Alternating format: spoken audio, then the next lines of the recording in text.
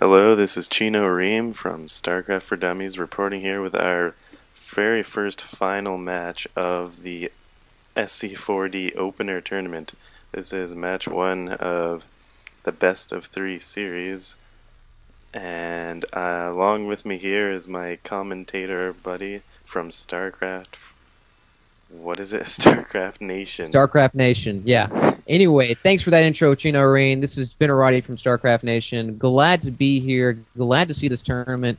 Haven't actually done any tournament broadcasting myself other than that top tier kind of stuff. So it's going to be really interesting today to see what these players are going to be bringing to the table. So what level tier are these players? Gold, platinum? We've got gold players here. This was a gold and under tournament, and maybe a bit known to most would be the gold players coming out on top. Starting off, we have DrakeDeath, the red Terran, facing off against Joey, the purple Protoss. And if you're wondering, yes, I have brought in a much better commentator than myself, Venerati, much better fluent voice than I. I'm hopefully going to learn off of this, and hopefully we'll be able to produce much better quality content. I don't know about better voice. If our YouTube channels are any measure of our voice, I believe you have me beat quite soundly. However, I am quite grateful for the compliment. However, just to go ahead and note, Joey's actually bringing down a simulator early on, so it's going to be interesting to see whether he does some. Well, it's not really early on; it's only 14, but it's going to be interesting to see what these opening builds are, considering it's gold play. And I personally haven't watched a lot of gold members. I've had a few submissions myself. I believe you've actually had more of this tournament play experience than I have. So what do you really think that we're going to see early on in this game? Well, we may see a quick Reaper, or if he goes more basic, he'll get out the Marauders quickly. We're going to see a Marine probably going down in a second. Now, these aren't professionals, so you won't see the Marine go down right away, or timings being perfect, but they've got the concept down, so the Marine is first and probably followed by a Marauder. That's a normal procedure against Protoss. If we look over the Protoss, we've got the SCV searching, and he seems to have spotted out the normal build for a Protoss to get the cybernetic score after the first gateway and a couple gas. Yeah, and it's really good to see that these gold level players are actually scouting. Scouting is such a pivotal aspect of the game that a lot of lower tier players, I personally see, don't actually utilize.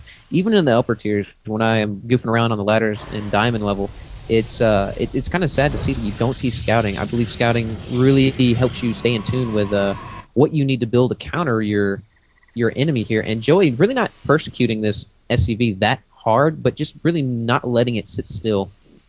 So we do actually see a early Stalker coming at her. It will be able to dispatch this SCV. Joey, however, that's a pretty standard opener, wouldn't you think, especially with the level player we're seeing?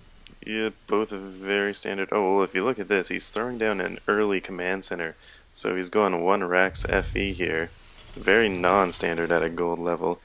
But up until that point, it was pretty standard, getting the Marauder out, as well as the Protoss player getting the Stalker out first to deal with any Reapers, so both standard. Up until this point, we're going to see a fast expand here from DrakeDeath, and you've got to see if he'll be able to survive the timing push that most Protoss players will push out, which will probably be around the 10-minute mark. Second warp gate going down. It's going to be interesting if he's going to go for a 2 early push, maybe with a 3 gate, or if we're going to see a Robo go down, because we do actually see him churning out that warp gate technology here, which he was chrono boosting. So like you were talking about, might see an early push. We do see a robotics bait go down. So whether we're actually going to see immortals drop down or just some really expensive observers, not really sure. I don't know about you, but I'm a huge proponent of observers, really allowing any sort of Protoss player or any Protoss player to keep an eye on his enemy at all times. I mean, how do you feel about observers? Oh, for sure. I'm a huge Observer fan. I love just being able to see their whole army for the whole process of the game without them even knowing. And if he searches and finds that command center going down that early, then he's going to know his opponent's going to be a bit weaker. But also, going 3 racks, throwing down 2 more racks. One definitely needed. I'm not too sure about the second, because you always want to have a balance between your production units and the amount of units you can produce. And you don't want to have too many production units or buildings without enough money to produce out of them. Absolutely, but we are actually going to see Death Drake roll in with this orbital command. Now, this is actually going to be quite a sneaky orbital command, as you can see if you go over here, and we can see the orbital command sneaking over here to the island. Great use of the Terran mobility with their buildings. I mean, as you would, if you were a Protoss player, you would actually have to drop down a warp prism, which isn't that big of a deal. But how many times do you actually see a Protoss player actually do that? I personally have never seen a Protoss player first expand to any sort of island. Right. I mean, maybe that's just me and my limited knowledge, but great move by Death Drake, because Joey is not actually going to see that unless he takes some sort of oddball move with his observer. Also, while I'm looking here at Joey's view, he does not see the factory going down in the corner, so it might be a very good strategy by DrakeDeath, playing off a bit less knowledge, as Joey might think. He has the factory, but the factory seems to be coming down here to make a, what is that? Not the tech lab, the reactor. As well as the starport going down.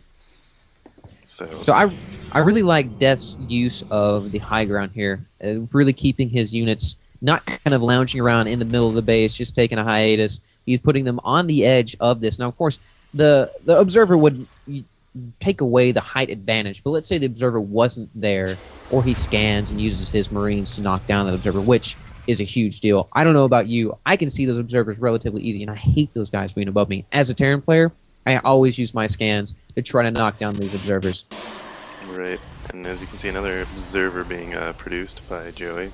He's got a good sentry zealot mix here with a couple immortals. Probably cannot stand up to the Marauder force, as he sees here. Also completely unaware of the fast expo going over here with the mules coming down, so Drake's in probably a very good position over his Protoss player right now. If we do look at the income tab, actually, these Marauders, these mules making a huge impact on his economy right now. Mules doing about 50 minerals per carry, so these guys really do make a huge impact. I believe it totals about 300 minerals per mule. I'm not sure. Someone can obviously correct me here if I am wrong. But we do see a medevac coming down on the starport, so we might see some sort of drop action or just a regular old medevac carry. But look at this factory over here in the Protoss space. What do you think about that? I'm surprised. I've never been much of a fan of using factories to scout. I know people do use them